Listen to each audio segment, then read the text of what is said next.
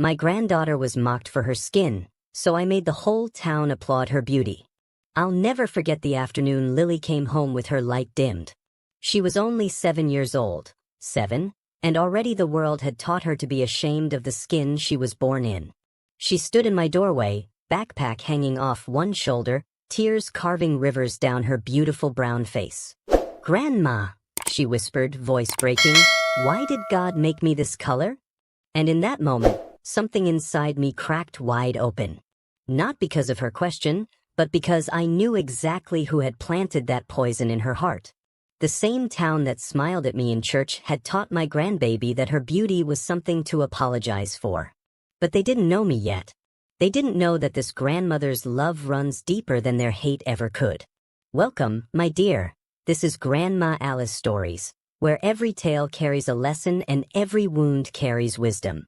Pour yourself some tea, settle into your seat, and listen close, because today's story is about how cruelty tried to break my granddaughter, and how I made sure the whole world learned her name instead. Sometimes love doesn't whisper. Sometimes it roars. Let me take you back to the beginning, to when Lily first came into our lives like a sudden rainstorm on a summer day, unexpected, powerful, and absolutely necessary. My son, Marcus, had married a woman named Keisha when he was 23. Beautiful girl, strong-willed, with skin the color of midnight and a smile that could light up a room. When they told me they were expecting, I cried tears of joy. I'd raised Marcus alone after his father passed, worked 3 jobs to keep food on our table, and prayed every night that he'd grow up to be a good man. And he did.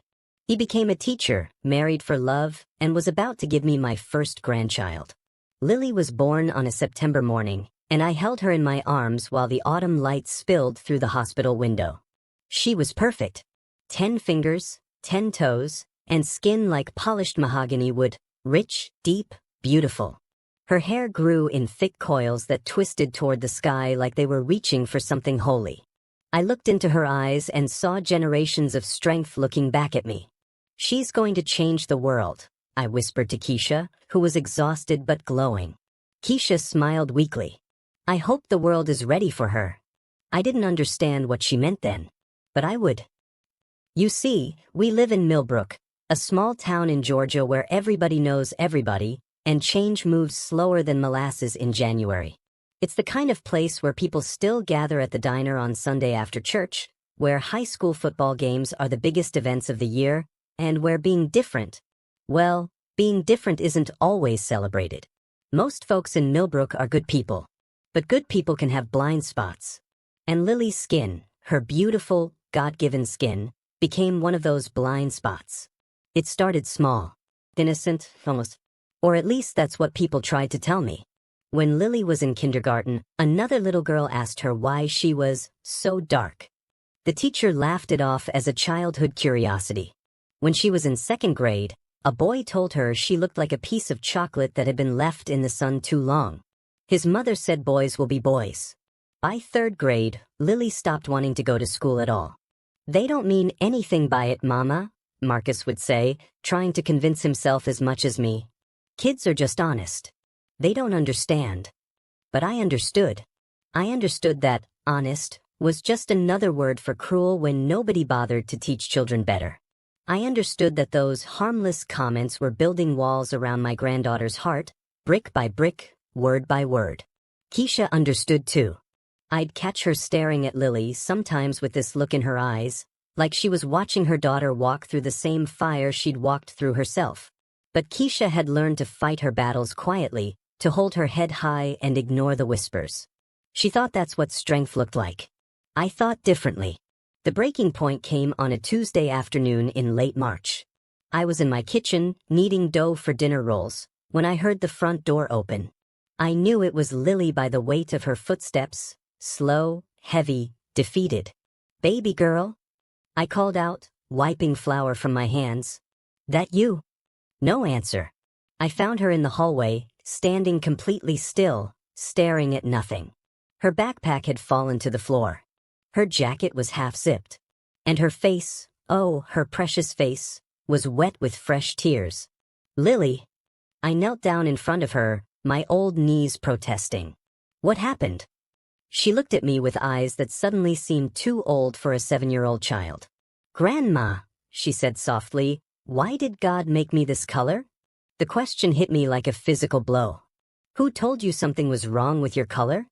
I asked, keeping my voice steady even though fury was building in my chest like a thunderstorm. "Everyone," she whispered. "At school today, they were picking partners for the spring showcase. Nobody wanted to be my partner. They said I wouldn't look good in the pictures because I'm too dark. And then Megan said her mom said it's harder for dark girls to look pretty, so maybe I should just watch instead of being in it." I pulled her into my arms and held her while she cried. But inside, I was calculating, planning, remembering every face, every name, every family in this town that had smiled at me in the grocery store while their children tore my grandbaby apart. Megan Hartwell, daughter of Patricia Hartwell, who ran the Parent-Teacher Association like it was her personal kingdom. Patricia, who always had something to say about traditional values and the way things have always been. I stroked Lily's hair and made her a promise right there in my hallway. "Baby, there's nothing wrong with the way God made you. And I'm going to make sure everybody in this town knows it." She pulled back and looked at me with hope flickering in her tear-filled eyes. "You can't make them like me, Grandma." "No," I agreed, standing up and helping her out of her jacket. "But I can make them see you. Really see you. And once they see you the way I see you, everything's going to change." That night, after Lily had eaten dinner and fallen asleep in her room at our house, she'd been staying with me more and more lately, I sat at my kitchen table with a pen and paper. I made a list. Names of photographers I'd met over the years. Artists. Cultural organizations. That young woman from the newspaper who'd done a story on my church's community garden. The makeup artist who used to do my hair before she moved to Atlanta. Every connection, every favor, every thread I could pull. Marcus came by around 9, looking exhausted from his day at the school. "Mama, Keisha said Lily's staying here again tonight?" "She is. Is everything okay?" I looked at my son, my good, gentle son who'd somehow inherited his father's blindness to the cruelty that runs beneath politeness. "No, baby. Everything is not okay. But it will be." He frowned. "What does that mean?"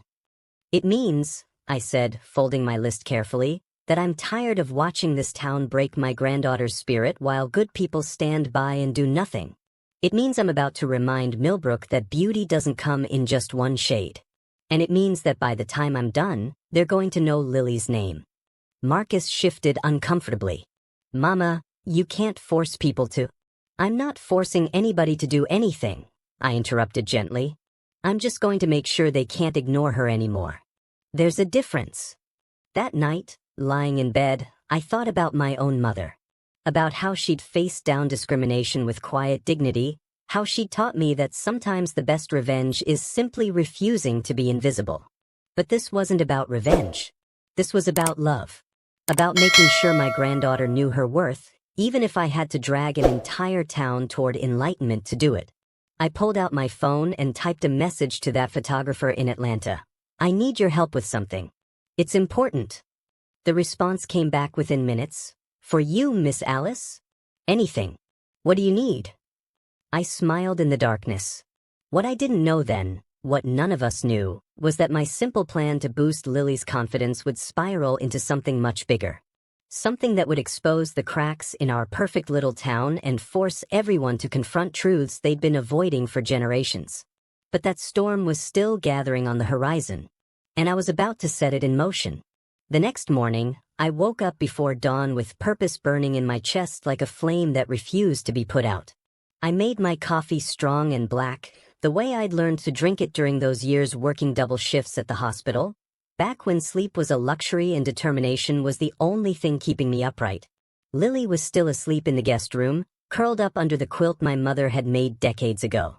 I stood in her doorway for a moment, watching the rise and fall of her breathing, and I made a silent vow. This child will not grow up believing she's anything less than magnificent. By 7 o'clock, I had 3 phone calls lined up and a strategy forming in my mind like pieces of a puzzle finally clicking into place. The first call was to Jasmine Crawford, the photographer from Atlanta I'd met at a church conference 5 years back. She'd grown up in a town just like Millbrook and had spent her career photographing Black beauty in all its forms, challenging the narrow definitions that magazines and media had been pushing for decades.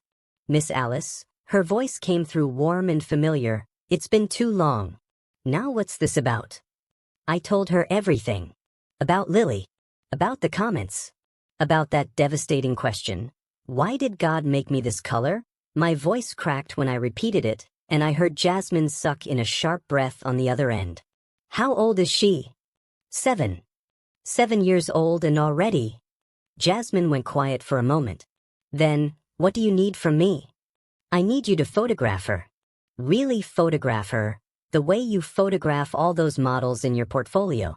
I need images that show the world what I see when I look at my grandbaby. Images so beautiful that nobody in this town can look away. When?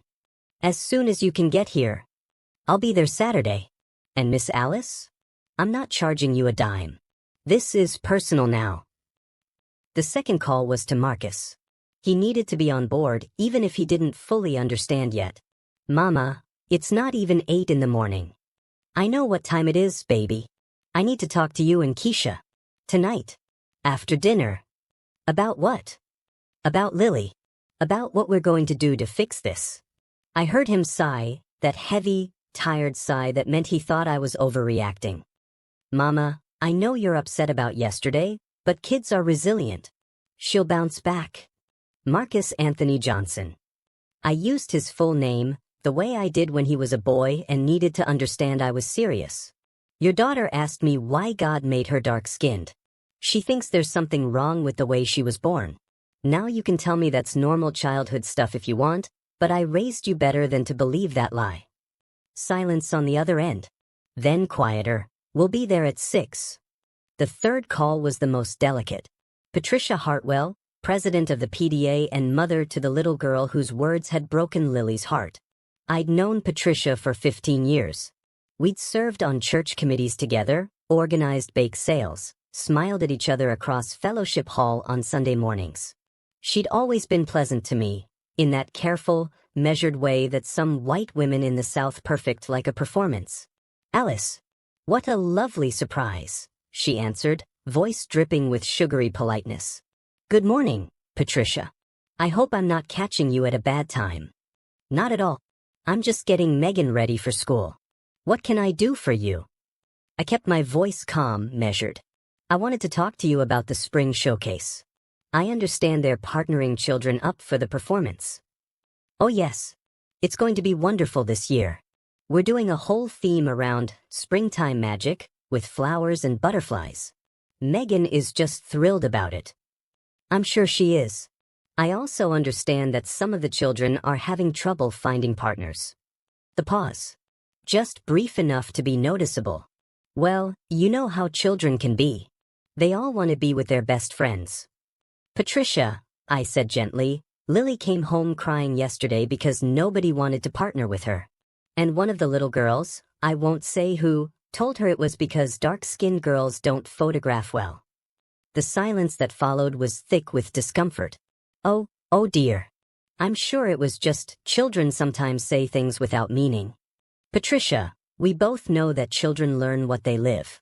They don't come up with these ideas on their own. Alice, I don't appreciate what you're implying. I'm not implying anything. I'm stating a fact. And I'm also letting you know that I'm working on something special for Lily. Something that's going to celebrate her beauty in a way this town hasn't seen before. I hope, when the time comes, that you and the other PDA members will be supportive. Well, of course we support all the children. Good. I'm glad we understand each other. Have a blessed day, Patricia. I hung up before she could respond. My hands were shaking, not from fear, but from the effort of keeping my anger contained in polite words. That evening, Marcus and Keisha arrived at 6 on the dot. Lily was at a neighbor's house, playing with their daughter, one of the few friends she still had who didn't make her feel small. We sat around my kitchen table, the same table where I'd raised Marcus, where we'd celebrated birthdays and weathered storms and held each other through grief.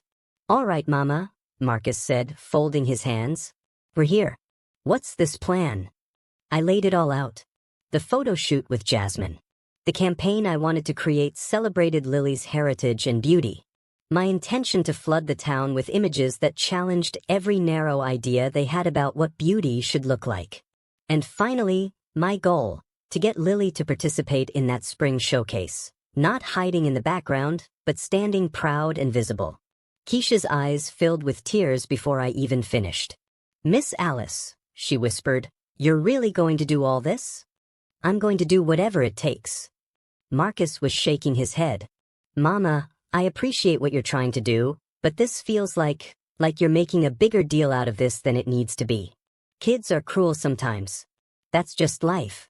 We can't protect her from everything." "You're right," I said quietly. "We can't protect her from everything. But we can teach her that her beauty is not defined by other people's limitations. We can show her what it looks like to stand tall instead of shrinking. And we can make damn sure that this town knows they don't get to dim her light without consequence." "Consequence?" Marcus frowned. "This isn't about revenge, is it?" "No, baby. This is about revelation. About opening people's eyes to what they've been too blind or too comfortable to see." Keisha reached across the table and took my hand. "I'm in," she said firmly. "Whatever you need, Miss Alice. I'm in." Marcus looked between us, clearly uncomfortable with being outnumbered. "And if this backfires? If it makes things worse for Lily?" I met my son's eyes. "Then we'll deal with that too." But I refused to teach my granddaughter that the answer to cruelty is silence. I refused to let her believe that making herself smaller is the price of peace. Later that night, after they'd left, I pulled out the old photo albums from my closet. Pictures of my mother, my grandmother, generations of women who'd survived in a world that tried to tell them they weren't enough. Strong women. Beautiful women. Women who'd carried their dignity like armor. I found a picture of myself at Lily's age. Same brown skin, same coiled hair, same wide eyes full of questions the world wasn't ready to answer. My phone buzzed. A text from Jasmine. Asterisk, "I've been thinking about this all day. What if we don't just do a photo shoot? What if we create an entire exhibition? The Beauty Project, featuring Lily and other girls like her. Show the whole spectrum of Black beauty that Millbrook has been ignoring." I stared at those words, feeling something shift in my chest. This wasn't just about Lily anymore. This was about every brown-skinned girl who'd ever been made to feel invisible. I typed back, "Let's do it." And just like that, what had started as a grandmother's protective instinct became something bigger than all of us. Saturday morning arrived with the kind of golden sunlight that makes everything feel possible. Jasmine pulled up to my house at 9 o'clock sharp, driving a silver SUV packed with equipment, fabric, and enough confidence to move mountains. She stepped out wearing flowing linen pants and a bright yellow head wrap, looking like pure sunshine personified. When she smiled at me, I saw the same determination in her eyes that I felt in my bones. "Miss Alice," she said, pulling me into a hug that smelled like coconut oil and purpose. "Where's our star?" Lily was inside, sitting at the kitchen table with Keisha, picking at her breakfast. She'd been quiet all morning, nervous about what was coming. When I told her about the photo shoot, she'd looked at me with those big, uncertain eyes and asked, "Why would anyone want to take pictures of me?" That question had nearly broken me all over again. "Lily, baby," I called softly. "Come meet Miss Jasmine." She appeared in the doorway, small and hesitant, wearing the simple yellow dress Keisha had brought. Her hair was in 2 puffs on either side of her head, and she was barefoot because we hadn't decided on shoes yet. Jasmine knelt down immediately, meeting Lily at eye level. "Oh my goodness," she breathed. "Look at you. Do you know what I see when I look at you?" Lily shook her head, fingers twisting in her dress. "I see a queen. I see history and strength and beauty so powerful that people don't even have words for it yet. That's why we're going to create the words today. Through pictures. Is that okay with you?" Lily glanced at me, then at her mother, then back at Jasmine. "Okay," she whispered. What happened over the next 4 hours was nothing short of magic. Jasmine transformed my backyard into a studio. She draped fabrics in rich golds and deep purples across my garden fence. She brought traditional African prints and mixed them with modern pieces. She had Lily change outfits 4 times, each one more stunning than the last. But more importantly, she talked to Lily. Really talked to her. "Your skin is like the richest soil," Jasmine said while adjusting the lighting. "It's where things grow. Where life begins. That's why it's so deep and beautiful, because it holds everything." "People say I'm too dark," Lily said quietly. "Too dark for what?" Jasmine asked, camera in hand. "Too dark for their limited imagination? Too dark for their narrow definition of beauty? Baby girl, you're not too anything. They're just not enough. Not enough vision. Not enough understanding. Not enough love in their hearts to recognize magnificence when it's standing right in front of them." I watched from my porch, tears running freely down my face, as my granddaughter's posture began to change. Her shoulders straightened. Her chin lifted. And when Jasmine said, "Give me proud. Give me power. Give me, I know who I am," Lily delivered it. Each photograph captured something that had always been there but had been buried under years of other people's ignorance: Lily's inherent majesty. Keisha stood beside me, gripping my hand so tight it hurt. "Look at her," she whispered. "Look at my baby." "She's remembering," I said. "Remembering what they tried to make her forget." By the time we finished, we had over 300 photographs. Jasmine showed us some on her camera screen, and even in those small preview images, you could see it, the transformation. This wasn't just a little girl in pretty dresses. This was a statement. This was a revolution wrapped in yellow fabric and golden light. "Give me 2 weeks," Jasmine said as she packed up her equipment. "I'm going to edit these, print the best ones, and we're going to create an exhibition that this town will never forget. But Miss Alice? We need more girls. Lily shouldn't be the only one. More girls. For the Beauty Project. If we're going to challenge Millbrook's ideas about beauty, we need to show them the full spectrum. Different shades, different textures, different stories. All beautiful. All worthy. All seen." My mind started racing. "How many are you thinking?" 10 girls. Maybe 12. Ages 6 to 16. We'll photograph them all, tell their stories, and display everything at the community center during the spring showcase weekend. Make it impossible to ignore. Keisha stepped forward. "I know at least 5 mothers who would jump at this chance. Girls who've been dealing with the same thing Lily has." "Then reach out to them," Jasmine said. "Get me names and contact information. We'll do individual shoots and one big group photo. All of them together, celebrating each other. Celebrating themselves." Before I continue, dear ones, if this story is touching your heart, I invite you to subscribe to Grandma Alice Stories. Every week, I share tales of life, love, lessons, and the kind of poetic justice that reminds us karma never forgets an address. Click that subscribe button and ring the bell. Because these stories are for everyone who believes that wisdom and a little grandmother's love can change the world. Now, let's get back to what happened next. Word spread faster than I expected. Within 3 days, Keisha had contacted 8 mothers. Within a week, 12 girls were signed up for the project, ranging from 6-year-old twins to a 16-year-old high school junior who'd been bullied so badly she'd started wearing makeup 3 shades lighter than her actual skin tone. Each mother had a story. Each girl carried wounds. And each one of them showed up ready to be seen. Jasmine came back the following weekend with an assistant and even more equipment. They set up in the community center's parking lot, the high school gym, and my backyard again. They photographed these girls in traditional clothing and modern fashion, in natural settings and dramatic studio lighting. Alone and together. I watched these babies transform before my eyes.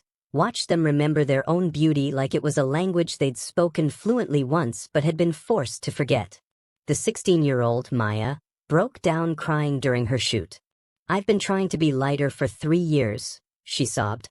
"I thought if I could just be a few shades brighter, people would treat me better. Boys would like me. Teachers would call on me. I'd be enough." Jasmine put down her camera and held this child while she cried. "You were always enough," she said firmly. "The world just wasn't ready for you yet. But baby, we're about to make them ready."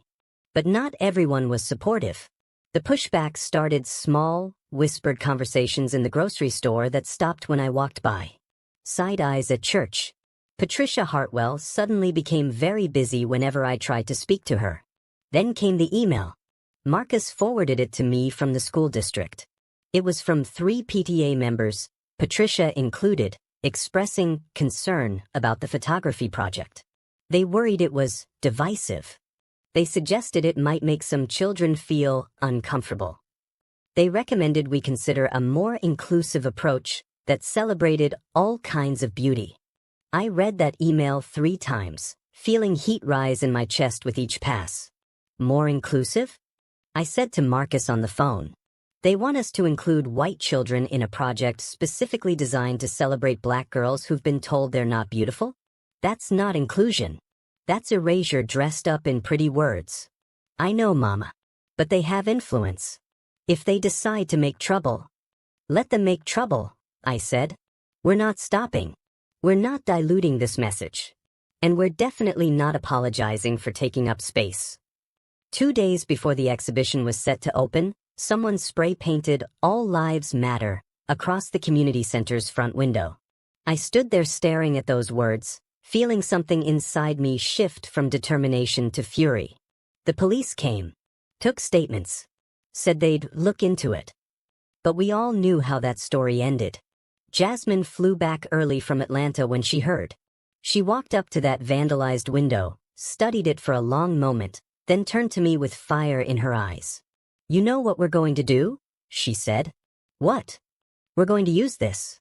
We're going to photograph this window, include it in the exhibition, and let people see exactly what we're up against.